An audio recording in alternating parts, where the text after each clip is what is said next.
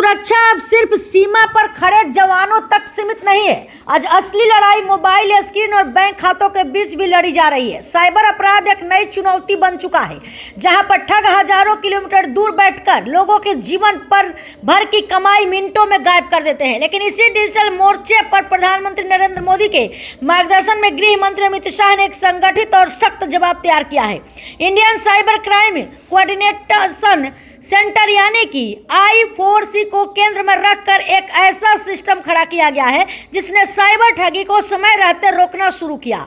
दुनिया भर में जहां 2024 में साइबर अपराध से होने वाला नुकसान 33% बढ़ा और 16 अरब डॉलर से अधिक पहुंच गया, वहीं भारत में तस्वीर अलग रही। 2024 में 22,849 करोड़ के रिपोर्टेड साइबर ठगी 2025 में घटकर 22,504 करोड़ रह गई।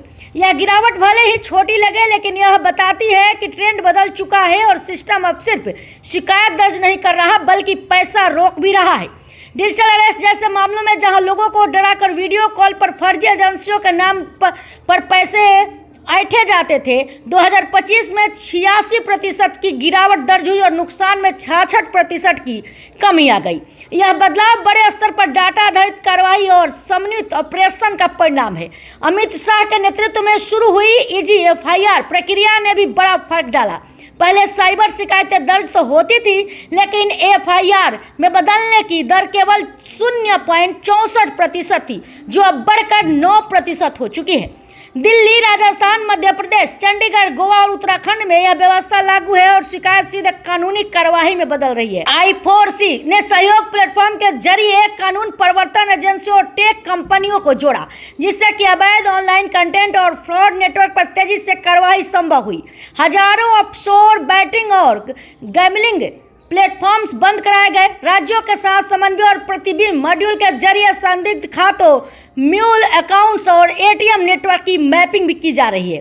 नतीजा यह है कि जनवरी 2026 तक केवल 3% म्यूल अकाउंट्स ही एक सप्ताह से अधिक सक्रिय रह पा रहे हैं। आधार इनेबल्ड पेमेंट सिस्टम यानी कि AEPS के दुरुपयोग पर भी सख्ती हुई। 36,000 से ज्यादा डिवाइस ब्लॉक किए गए और कई गिरफ्तारियां भी हुई। सबसे बड़ा बदलाव आया फाइनेंशियल किल चेन सिस्टम से। जैसे ही कोई पीड़ित 1930 हेल्पलाइन नंबर पर कॉल करता है, संदिग्ध खातों पर तुरंत होल्ड लगाया जाता है। 60 से ज्यादा बैंक इस सिस्टम से जुड़े हैं और अब तक लगभग 9500 करोड़ की रकम बचाई जा चुकी है। बेंगलुरु के एक पीड़ित का 2.16 करोड़ इसी सिस्टम की वजह से पूरी तरीके से सुरक्षित वापस मिला। इसके साथ ही जागरूकता अभियान भी बड़े स्तर पर चलाया गया। 40 करोड़ से अधिक SMS, मेट्रो ट्रेन विज्ञापन, डिजिटल प्लेटफॉर्म पर प्रचार, रेडियो और TV कैंपेन, ताकि लोग ठगी से पहले सतर्क हो सके। आज साइबर सुरक्षा राष्ट्रीय सुरक्षा केंद्र में है। यह सिर्फ तकनीकी सुधार नहीं बल्कि एक व्यापक राष्ट्रीय सुरक्षा दृष्टि का हिस्सा है। प्रधानमंत्री नरेंद्र मोदी के मार्गदर्शन में और गृह मंत्री अमित शाह के नेतृत्व में तैयार किया गया यह मॉडल दिखाता है कि भारत साइबर अपराध पर सिर्फ प्रतिक्रिया नहीं देता, बल्कि पहले से तैयारी कर उसे रोकने की क्षमता विकसित कर चुका है। डिजिटल दुनिया में चल रही अदृश्य लड़ाई में साफ संकेत है कि सिस्टम मजबूत हुआ है और ठगों के लिए जगह लगातार छोटी होती जा रही है।